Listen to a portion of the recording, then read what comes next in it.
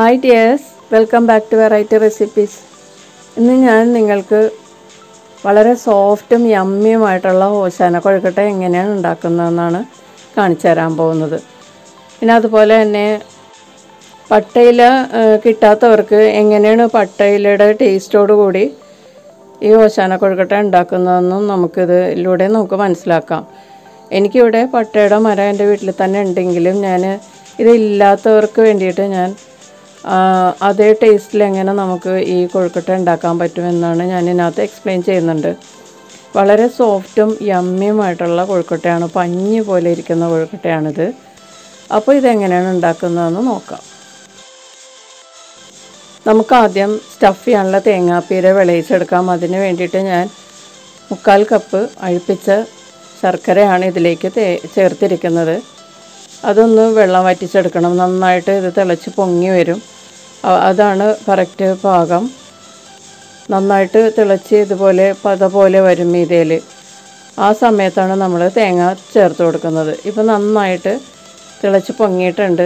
അപ്പോൾ ഏകദേശം ഒരു നൂൽ പരുവമാകും.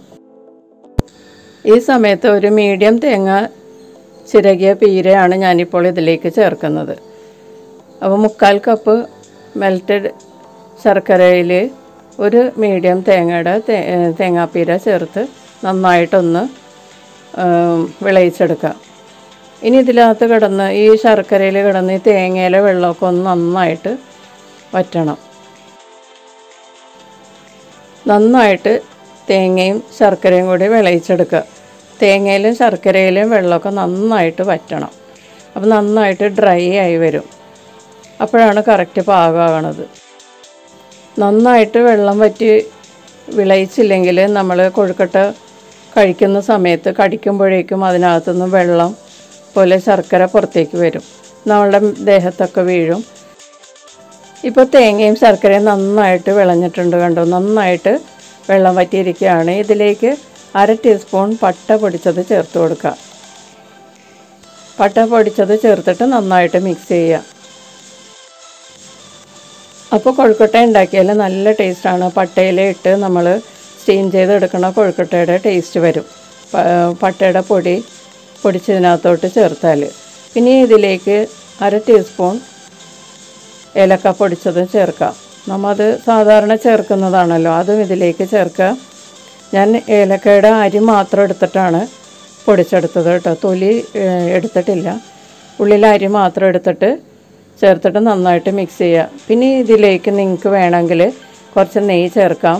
പക്ഷെ ഞാൻ ചേർക്കുന്നില്ല, ഓശാന കൊഴുക്കട്ട ആയതുകൊണ്ട് നെയ്യ് ചേർക്കാതെയാണ് ഞാൻ ഉണ്ടാക്കുന്നത്.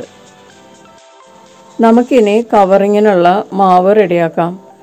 അതിന് വേണ്ടിയിട്ട് 1/2 കപ്പ് വെള്ളം ഒരു പാനിലേക്ക് ഒഴിക്കുക. എന്നിട്ട് നന്നായിട്ട് തിളപ്പിക്കണം.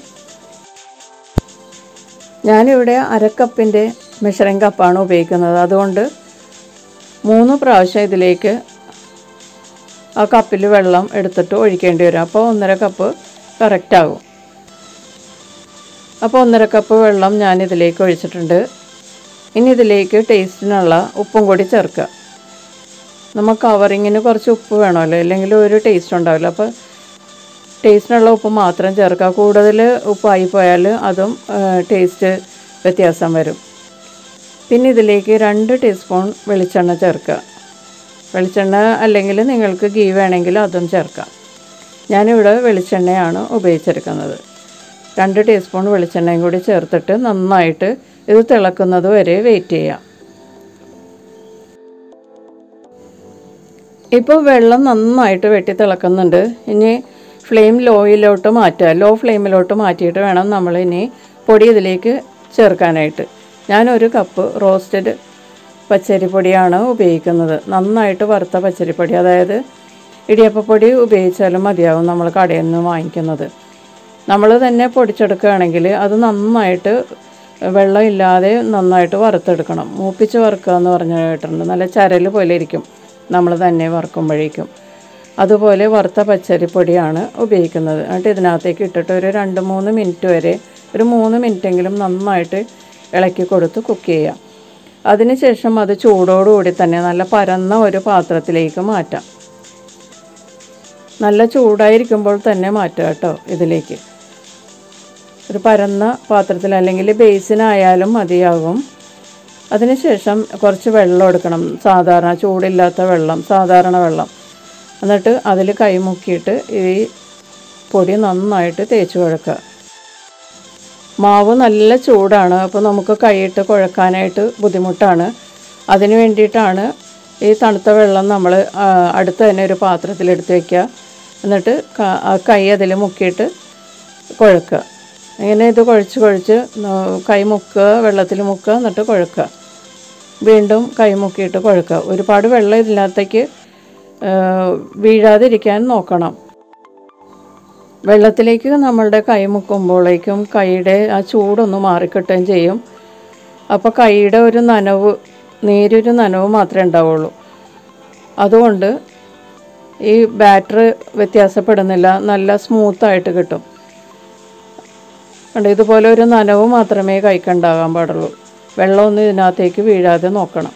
എന്നിട്ട് എല്ലാ പൊടിയും നന്നായിട്ട് തേച്ച് ഒരുമിച്ചാക്കിയതിന് ശേഷം ഒരു 5 മിനിറ്റ് അല്ലെങ്കിൽ 10 മിനിറ്റ് നന്നായിട്ട് തേച്ച് കുഴക്കുക. അപ്പോൾ ഇങ്ങനെയൊക്കെ ആകുമ്പോഴേക്കും ഏകദേശം ചൂടൊക്കെ ആറിയിട്ടുണ്ടാകും. ചൂടുണ്ടെങ്കിൽ വീണ്ടും നമുക്ക് വെള്ളത്തിൽ കൈമുക്കിയിട്ട് തേച്ച് കുഴക്കാം. ഇങ്ങനെ നന്നായിട്ട് തേച്ച് കുഴക്കുക. അപ്പോഴാണ് നമുക്ക് നല്ല സ്മൂത്തായിട്ടുള്ള കവറിങ് കിട്ടുന്നത്. വളരെ സോഫ്റ്റായിരിക്കും. ഇത് തേച്ച് ഒരു 5-10 മിനിറ്റ് തേച്ച് കുഴച്ചതിന് ശേഷം ഇതുപോലെ ഒന്ന് റോൾ ചെയ്തെടുക്കാം നീളത്തിൽ. കൂടുതൽ അങ്ങോട്ട് വലുതാക്കണ്ട, കുറച്ച് റോൾ ചെയ്തിട്ട് നമ്മളിതുപോലെ ഒന്ന് മടക്കി നോക്കിയാൽ ഒടിഞ്ഞു പോയില്ലെങ്കിൽ അതാണ് കറക്റ്റ് പാകം. എന്നിട്ട് നമ്മൾ ഇത് ഒരേ വലിപ്പത്തിലുള്ള ഉരുളകളാക്കി വയ്ക്കണം.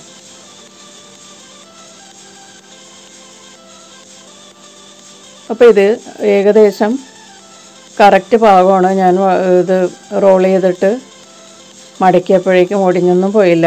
ഇനി നമുക്കിത് ഈക്വലായിട്ടുള്ള ഉരുളകളാക്കാം.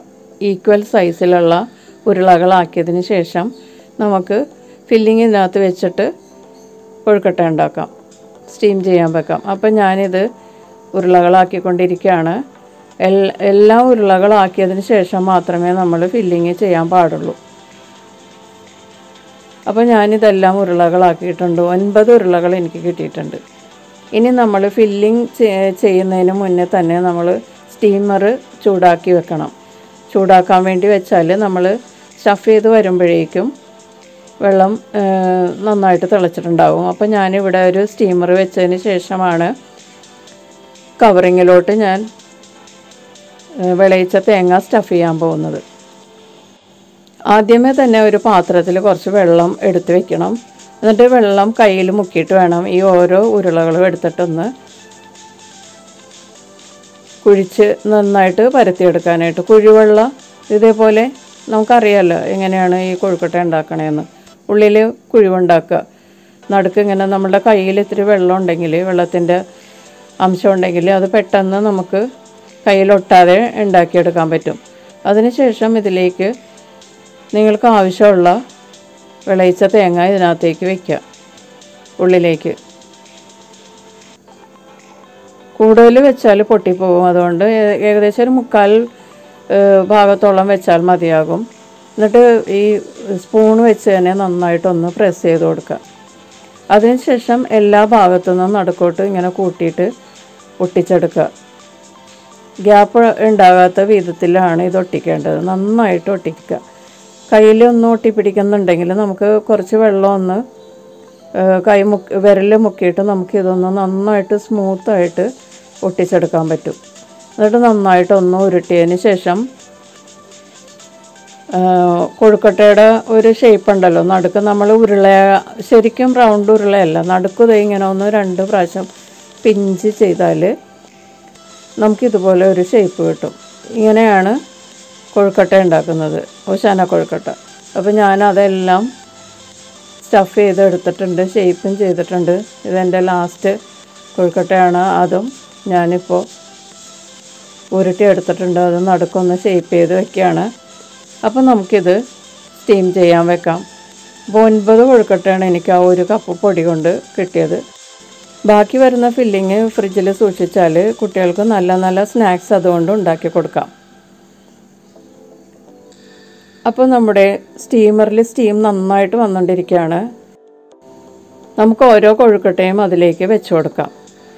ഇതിനടിയിലെ വെള്ളത്തിൽ ഞാൻ കുറച്ച് 2-3 പട്ട കഷ്ണം ഇട്ടിട്ടുണ്ടായിരുന്നു കേട്ടോ. അത് നിങ്ങളോട് പറയാൻ മറന്നുപോയി. പട്ടയിലേക്ക് പകരം പട്ടയാണ് ഞാൻ ചേർത്തത്. ഇനി നമുക്കിത് മൂടി വെച്ച് 15 മിനിറ്റ് കുക്ക് ചെയ്യാം. അപ്പോൾ റെഡിയാകും. ഇപ്പോൾ 15 മിനിറ്റ് കഴിഞ്ഞിട്ടുണ്ട്. നമ്മളുടെ ഓശാന കൊഴുക്കട്ട റെഡി ആയിട്ടുണ്ട്. നന്നായിട്ട് വെന്തിരിക്കുകയാണ്. ഇനി നമുക്കിതൊന്ന് ആറിയതിന് ശേഷം അതിൻ്റെ ഇതിനകത്തുനിന്ന് എടുക്കാം. അല്ലെങ്കിൽ ഒട്ടിപ്പിടിച്ച് ഉരുളകൾ പൊട്ടിപ്പോകാൻ ചാൻസ് ഉണ്ട്. അപ്പോൾ നന്നായിട്ട് ആറിയതിന് ശേഷം എടുക്കാം. ഇപ്പോൾ ഏകദേശം ആറിയിട്ടുണ്ട്. ഇപ്പോൾ ഒട്ടിപ്പിടിച്ചിട്ടൊന്നുമില്ല. നമുക്കിതെല്ലാം ഈ സ്റ്റീമറിൽ നിന്ന് പുറത്തെടുക്കാം.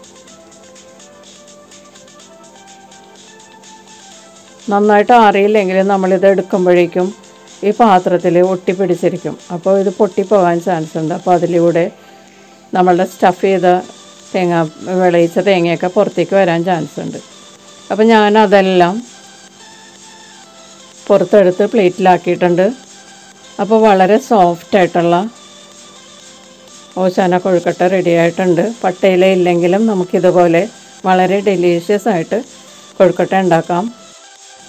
അപ്പോൾ എല്ലാവരും ഈ സാറ്റർഡേ ഈ കൊഴുക്കട്ട ഉണ്ടാക്കി എൻജോയ് ചെയ്യുക. വീണ്ടും അടുത്ത റെസിപ്പിയിൽ കാണാം. Thank you.